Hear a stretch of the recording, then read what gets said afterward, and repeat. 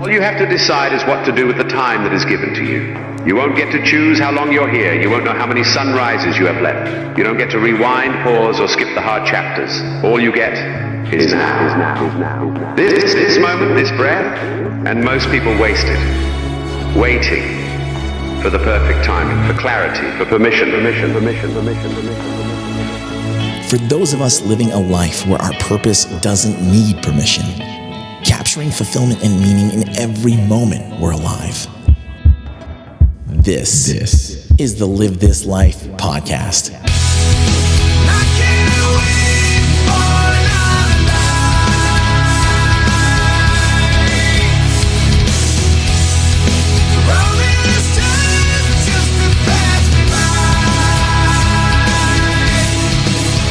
I'm your host, Heath Cummings. I'm here to inspire you to ask yourself the question every day. Are you living?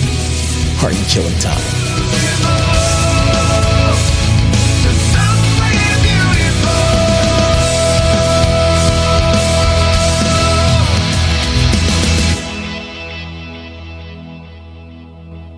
What's going on, everyone? Welcome back to the Live This Life podcast.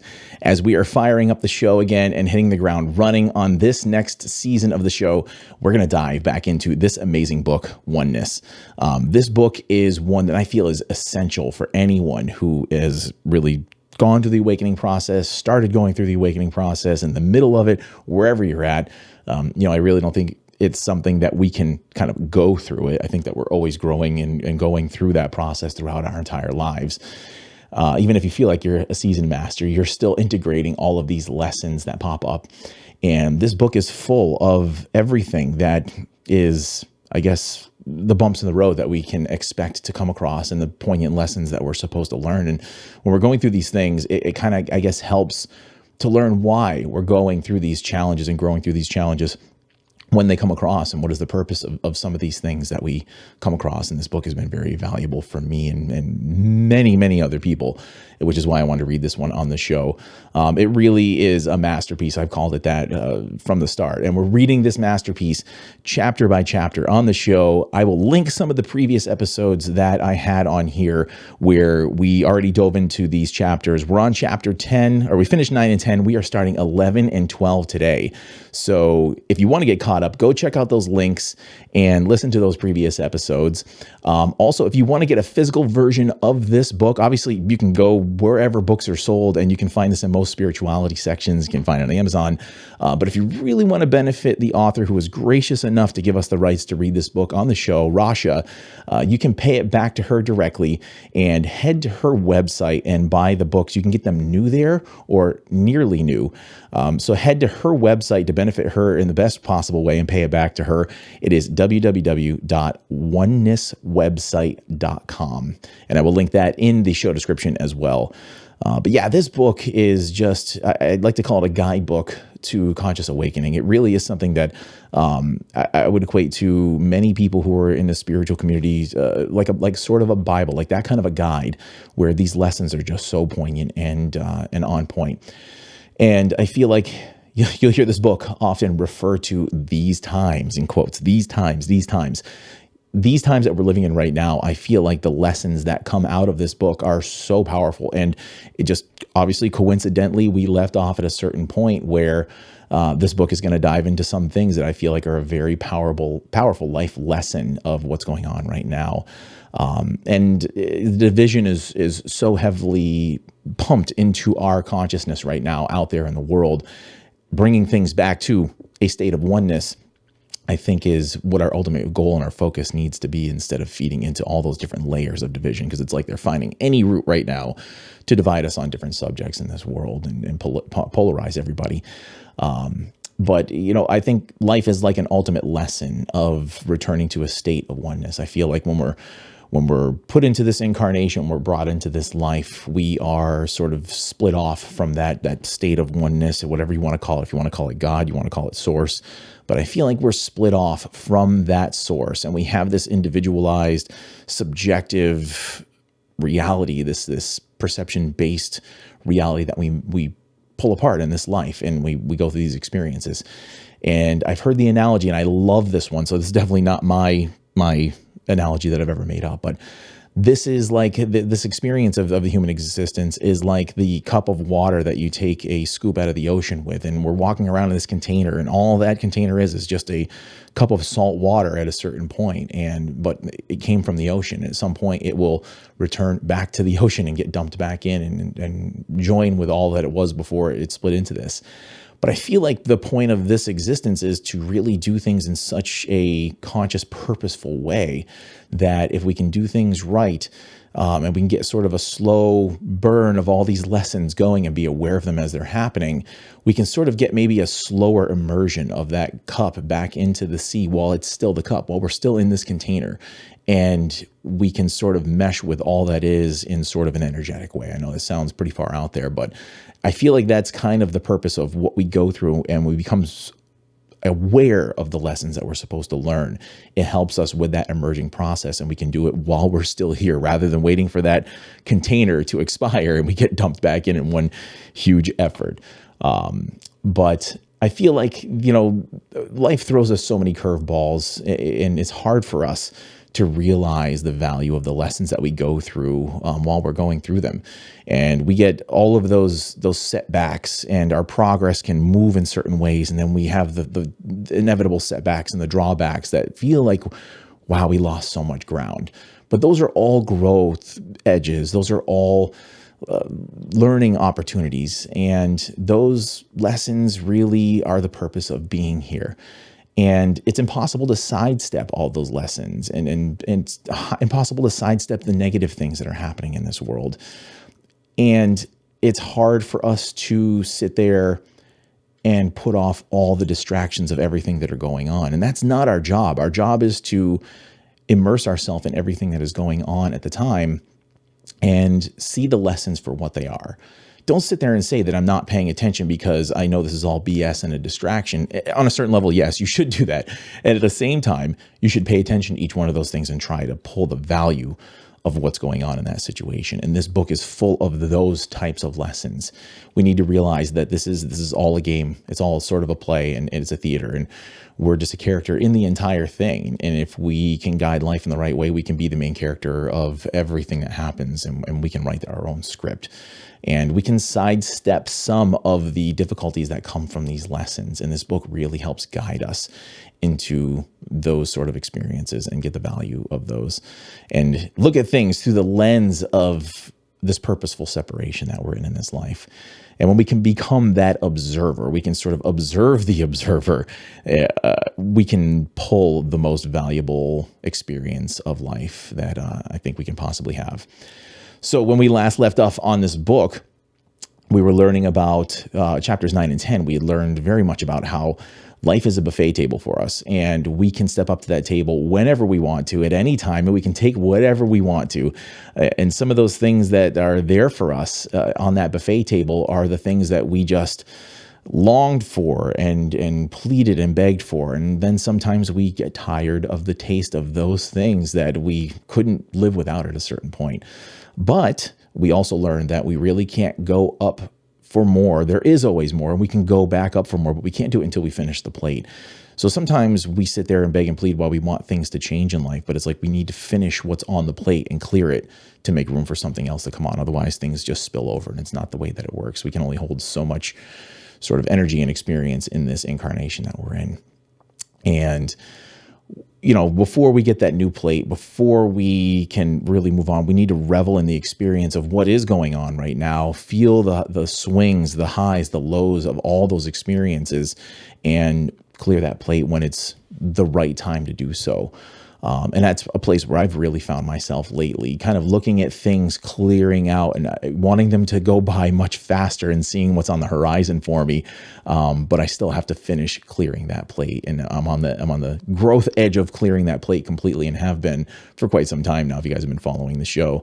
But there is a edge for me, and I'm very excited to dive back into this book, just because I think I was at a stage where I didn't want to go and get another plate. I really didn't want to taste anything in life. And that can also happen to people too. They can basically grow and go through too much, and they're just done trying to interpret anything. They're just done trying to understand anything more, and they just don't want to get another plate. They're just sick of the hunger, and they're sick of those experiences, and they just want to sort of let everything digest and move on. That's where I found myself for a very long time, of going through so much and having so much heaped onto my plate that I just really wasn't even inspired to dive back into this book for quite some time. But I can feel that hunger brewing again, and I really want to understand this sort of crazy journey of life and what I feel is right on the edge of the horizon. So I'm inspired to jump back into this book and understand maybe what's on the edge. And these next couple of chapters are a great starting point on that. And I'm not the only one who's looking for some understanding in these crazy times. I've had people writing in and asking, hey, when are you going to start up Oneness again? I've read ahead. I wanted to follow along with you, but with the break, I couldn't just wait. But I love hearing your voice. You have a soothing way of reading this book, and I love hearing the way that your voice brings out the words within the book, which I thought was very kind of a few different people to say. So we're going to dive back into it, and we're going to dive back in. If you've got your books, grab them. If not, then just sit here and listen along as we dive back into chapters 11 and 12 of the book Oneness by Rasha.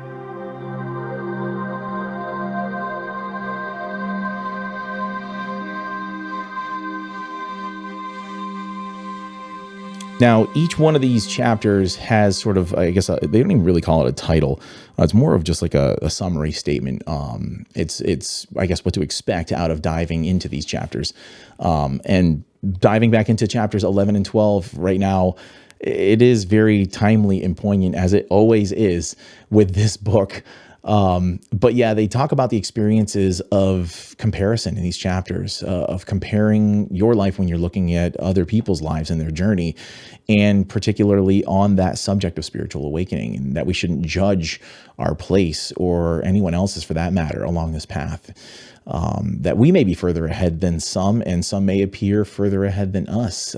Some people who maybe have barely even started on this path and they accelerated past us. I feel like younger generations are actually doing that right now. They're so far ahead, they didn't have traumas to heal from, and things are much more comfortable for them in their version of life, and they're getting into this stuff at a very younger age. So they got a bit of a head start on some of us who had some things to get over before we got down some of these roads to understanding. And then, there's some people who pretend to be on a spiritual journey for the sake of an appearance, and not judging anybody for those things. I have my own stumblings that I've had along the way. I have been hypercritical of other people. I have said that I understood certain things and didn't embody them into my own life. And I've heard criticisms of me of not living what I speak sometimes, especially what I've done on the show. And that all comes from the growth edges. We're all on a particular journey, and the realness and the rawness, and I guess just the statements that none of us are perfect and none of us know better than anybody else. We're just all on this journey. We're all students of the game of life. And that's what these chapters are all about. The chapter focuses on non-judgment of yourself and others, and that experience is just that. It's your experience. So here we are in chapter 11. The summary title underneath chapter 11 says, Integrating the Momentum of Change as a Population, the Catalyst for Wars, Famines, and Natural Disasters, Deferring to Your Own Truth Over Reality by Consensus. There is no set pattern to the way in which beings come into awareness. For some of you, the experience of awakening is instantaneous, as the necessary number of exposures to the truth of your own essence is minimal. For those ones, the experience itself is the proof needed to sustain the essence of the initial experience of enlightenment. For others who have embodied that realization on countless occasions, the mind engages in the process, and the exquisitely simple essence of truth is obscured in a hail of questions, doubts, and mentalized concerns. There is no judgment implied here. There is no method of awakening that is preferable to another. It is all experience. It is the journey you choose to give yourself on your own path to oneness. It does not matter to oneness whether you need to taste the truth once or 1,000 times before the light goes on. This is a choice each being makes for themselves. No two journeys are alike, and it's not anyone's place to presume that his or her path is the path of choice for another. All that can be shared is your own personal experience of that path. For all that can be taught is that which the student has chosen at the deepest level to learn. Do not be inclined to fault yourself in becoming aware of the pace at which others may be traveling. Some may speed past, coming into instant realization. Still, others who walk by your side continue to slip and flounder in puddles you've sidestepped or crawled out of a long time ago. It is not for you to assume an exalted stance simply because another has chosen repeat visits to the puddle in order to reinforce certain understandings. All of it is utterly perfect just the way it is. As you begin to sustain the rarefied perspective you've attained, it becomes obvious that you're not alone in your perceptions of what is so. For the perspective you've assumed transcends that of the mind, which a lifetime of programming has conditioned to respond in certain ways.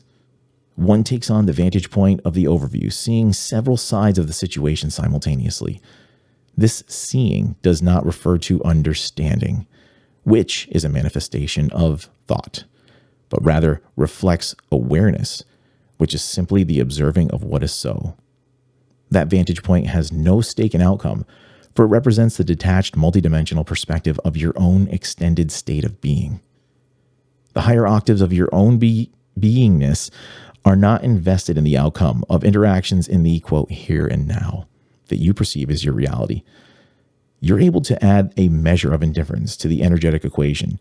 And as you elevate vibrationally, you take on an odd magnet perspective and an added measure of detachment that allows for the level of objectivity only possible from a distance.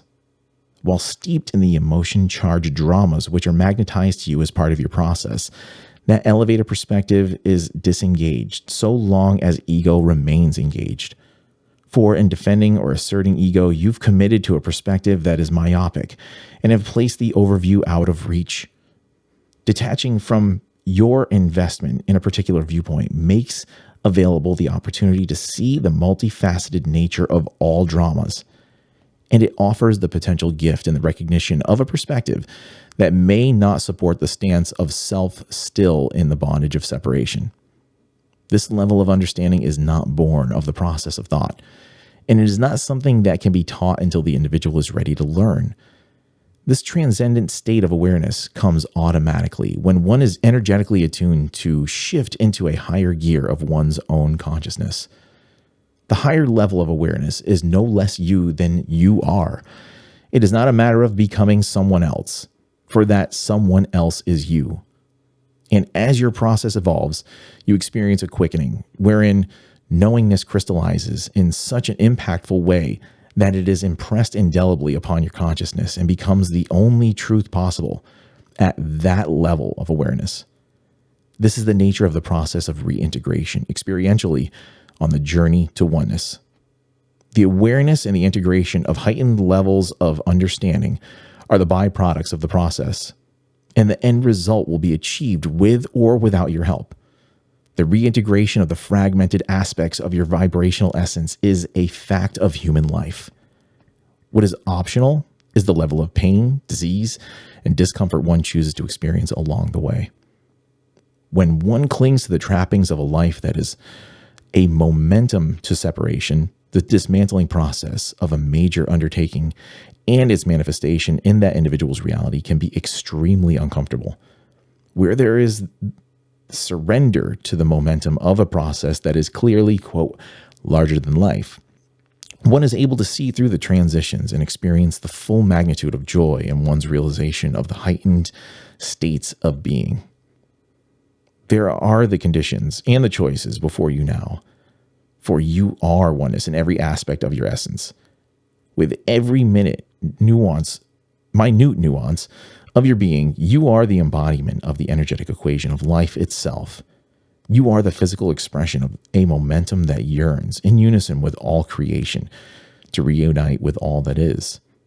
And that momentum is flowing in the direction in which it is flowing, regardless of the thoughts, interference, or resistance of anyone or everyone. Should a large numbers of individuals demonstrate resistance to the impetus toward unity, the ramifications of that resistance will manifest for that group. When the collective vibration of a population of beings resonates at an impeded frequency relative to the population at large, the group in question will experience extreme forms of energy release, which materialize as catastrophic occurrences. Energetically, this is the catalyst for wars, for famines, for seismic occurrences, and other, quote, natural disasters. Some of these occurrences are indeed expressions of nature, but the impetus for them is provided energetically by the population itself. There are no victims, although it would appear to some that certain individuals experience the results of energy release on behalf of the collective. For as an energetic collective, all are one.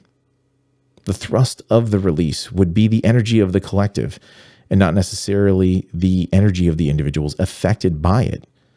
Thus, it is entirely possible for an individual who is focused on spiritual growth to experience the result of an energy release that is regionally precipitated. An individual's elevated vibration does not guarantee that an individual will be spared the experience of events triggered by the sum total vibration of the region at large.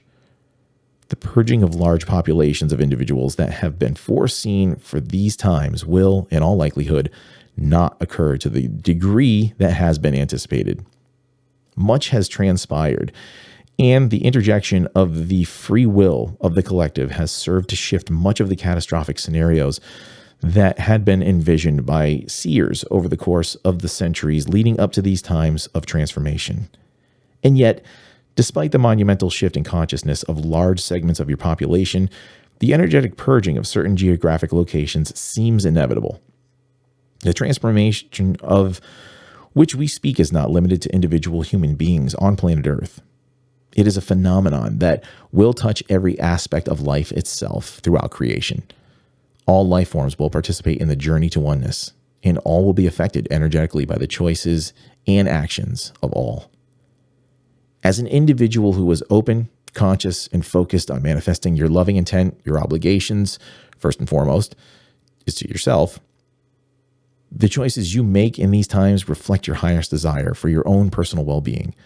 At the same time, your awareness of the momentum of the whole, which parallels your personal experiences of transformation, will guide you in making choices that reflect that expanded awareness. Yet, your personal well-being is not guaranteed by virtue of the fact that you are making conscious choices. You are affected vibrationally by the energies that surround you in a multiplicity of ways.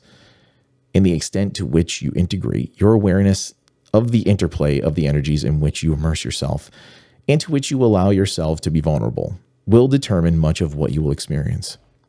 It is quite possible for an individual who is geographically well situated, who dwells in a harmonious environment, and who is open to the dynamics of change and to the emergence of the divinity within, to manifest an exalted, joy-filled experience of transformation.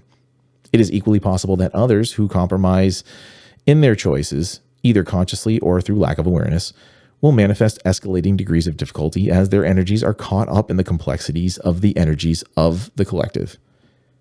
What you term, quote, common sense is definitely a factor with regard to where you choose to place yourself and with whom you choose to interact. Vibrationally, you diminish your own energies every time you engage in a negative encounter with another being. When you choose negative environments in which you live, you subject yourself to constant exposure to energies that are pulling in the opposite direction to the one in which you are consciously headed, and you are affected by them. If the environmental disturbance is too extensive to be transformed by interpersonal dynamics, there remains the choice to change your location to one that is harmonious. The choice to refrain from exposing yourself to negative environments is always there for you. Ideally, that choice will be made from a place of conscious awareness that the energies of the whole do affect you, regardless of how elevated you consider yourself to be. We are all of one essence, and even though the momentum is one in which the actions of the collective affect each of the parts, and the choices of every individual affects the whole, there is an overriding impetus of divine intent driving the process. Unity will come to be. And it is of little consequence from the collective vantage point of all creation, whether beings at a particular crossroads in time and space make the contribution of resistance or non-resistance to the energies of change.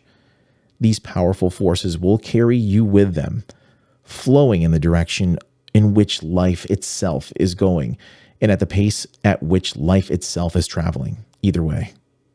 Your perception of the journey, your personal experience of it, is what you are here to create. All the rules are changing now. Your world, as you've been schooled to understand it, has already ceased to be. The cellular structure of every life form on your planet has been altered. The resonant vibration of every living thing has been augmented. And the attunement of all consciousness to heightened levels of existence has been achieved. As a race, the human population has opened itself to receive the gift of grace. And even though precious few are aware of that shift, all are manifesting the result in one form or another. Some who have recognized their newfound abilities to manifest reality as they would like it to be have learned to pool their collective strengths and to create a force of change on behalf of all. These ones who are small but growing in number have set the pace for others in the here and now and continue to demonstrate by their own choices the possibilities available to all. These are the forerunners of a new paradigm. These are the pioneers whose lives have heralded a world whose rules are being written and continue to be rewritten in the moment. The pace at which change is manifesting is an ongoing phenomenon. Life is not simply turning the page and writing itself in a new overall script to which all must adhere indefinitely. The very foundations for the creation of your reality are, in fact, ever-changing. In these times that change is happening at a pace so rapid that it can be noted not only in the cosmic overview of your history, or even by a, quote, new generation, but in a single lifetime, yours.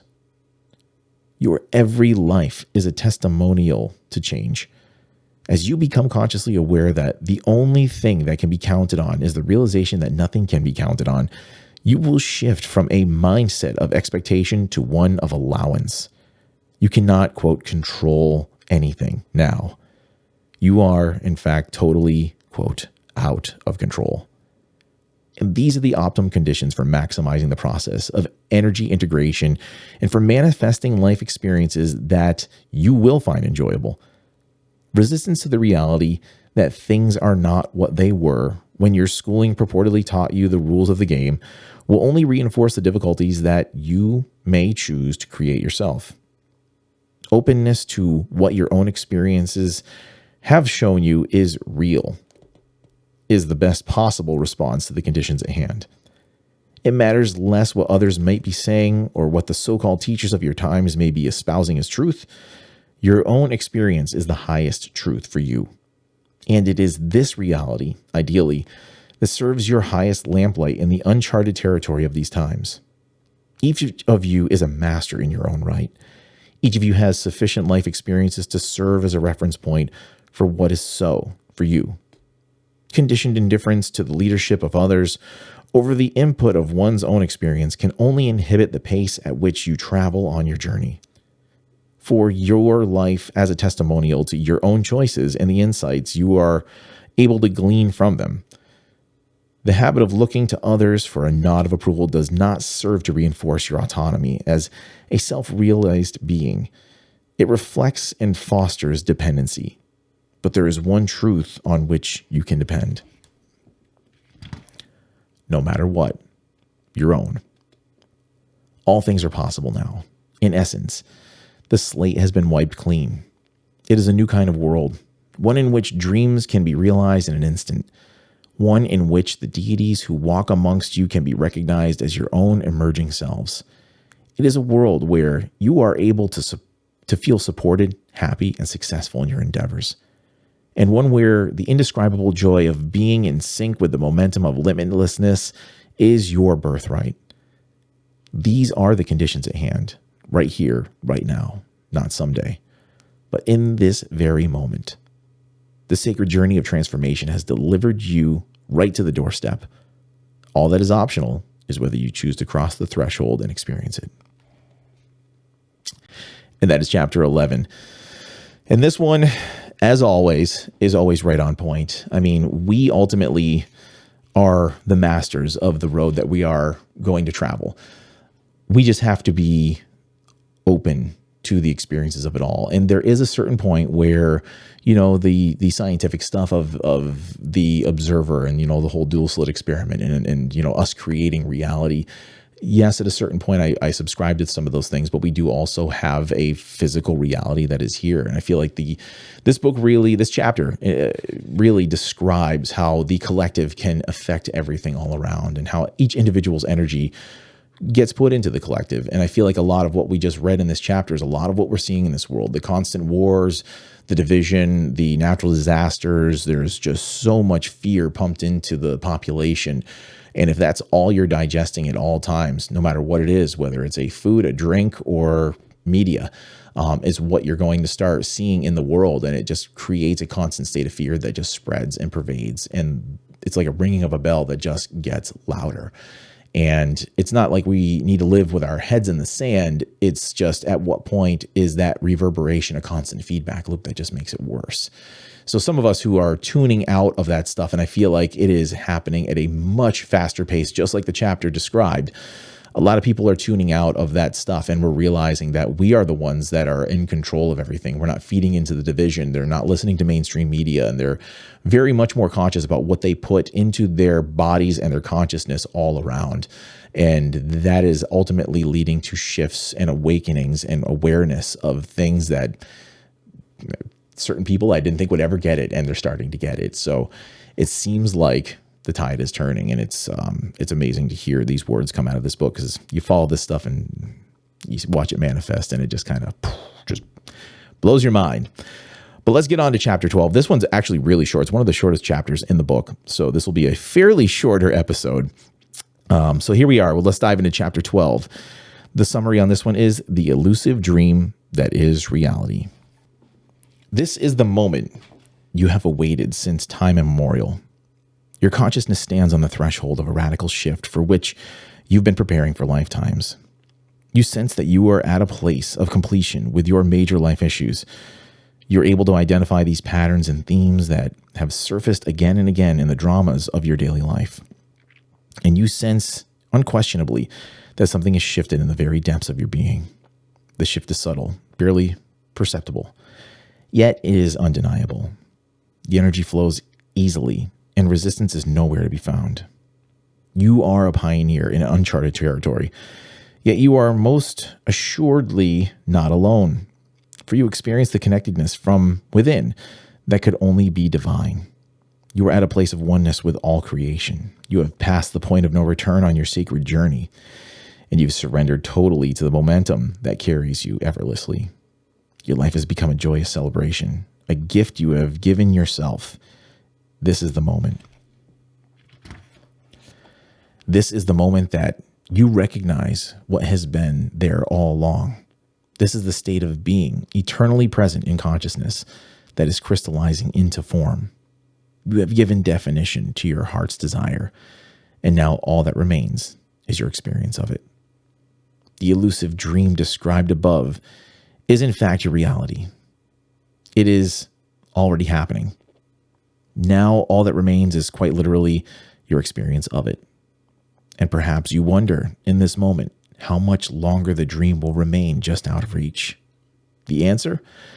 As long as you wish it to be. As long as you continue to tell yourself that you're almost there, almost but not quite, you sustain the experience of eternally unattainable dream, of the eternally unattainable dream. In fact, the dream is happening in your reality right now. And the way to be present in it is by being present in it right now. You do not require anyone's assessment of your progress or anyone's permission to be instantaneously living the dream. All that is required is to know that you are already there. And that's it. That is chapter 12. And I see a common theme with some of the messages I have delivered, especially in the last episode, that you don't need anyone's assessment of your progress or anyone's permission to be instantaneously living the dream. Again, reinforcing purpose doesn't need permission. And I have directly taken lessons from this one particular chapter, because like I said, being on the edge of a major shift in life, on the edge of a precipice that I'm very much looking forward to. It's easy to look past the here and now to what the end result will be. And, they teach you a lot of that when you're in sort of the self-development community, where you want to feel it forward. You want to embody what is going to be, what your wishes might be. And that's going to magnetize everything to you. And yes, to a certain extent, that's great. That's a great exercise, visualization, and affirmations and everything to visualize that end result and sort of feel that and feel it forward. But you also need to be here and now. You need to realize what is going on, and realize that your experience of it all, right where you're at, is exactly where you're supposed to be at, and feel the experiences there. Because if you're always feeling like there's that dream, there is going to be a part of what manifests in your reality that is quite just out of reach. That end goal is always just going to be right at the end of your fingertips, because you're saying, it's right there and I'm so close to it. Well, that's what's going to keep on happening. You just got to be in the moments of what you have, and not try to delude yourself from the experience. It's so hard because it doesn't feel good. It's so hard because we just want some of the difficult times to be over with because it's unpleasant. But if we can immerse ourselves in the moments that are those growth edges, that are the here and now, and feel those polarities, we can be there for what it is, and that ultimately will bring the end desired result that we're looking for. And we keep our eyes on the prize, and we just stay consciously aware of it and take the movements when we need to. But don't try to numb yourself from any of it. Don't try to distract and delude yourself. Just be there for it. And that's pretty much what this very short chapter of chapter 12 is actually saying. So with that is going to be this episode, and we're going to dive into these much more often. We're going to try and get one of these out every couple of weeks and be much more active and productive on the podcast. Like I said, some of the growth edges that I've been moving through in life, even as of now, have slowed things down a little bit, but this has been a slow integration of getting this podcast rolling back on. But I appreciate everybody's efforts and support in getting this whole thing fired back up. The guest list is already growing. If you guys are interested in getting onto the show, you want to talk about what you've got going on, for whether you're a conscious creator, you're an author who's got a book out there, you want to dive into something philosophical, hit me up. You can write to us at connect@livethislife.org. That's CONNECT@livethislife.org. The Calendly page was down for a while, but it is back up. So if you want to try to schedule a time to discuss an episode concept with me, you can head to calendly.com/live this life. I will link that in the show description as well. But you can book the time right through the show's Calendly page to get together with me and maybe come up with an episode concept. Also, if you're a guest who listens to this show regularly and you want to get on here and just even have a brief episode of what the show has done for you, you want to chat about just the things in your life that have bubbled up and have a one-on-one conversation and turn it into an episode, let's have a quick chat as well. You can book that through the show's Calendly page for a quick 15-minute episode concept call, and we can do it through there. Also, we're going to be doing some live episodes again on a couple of different apps. We're trying to finalize what those look like, but the listeners, I will put some times up whenever those things are going to be scheduled, and the listeners can jump right on live episodes and not have to commit to their own individual episode, but they can still get on there and become a part of the show itself. So with that, we will wrap up this episode of the Live This Life podcast, diving into the book Oneness. Thank you for joining us, and we will see you next time.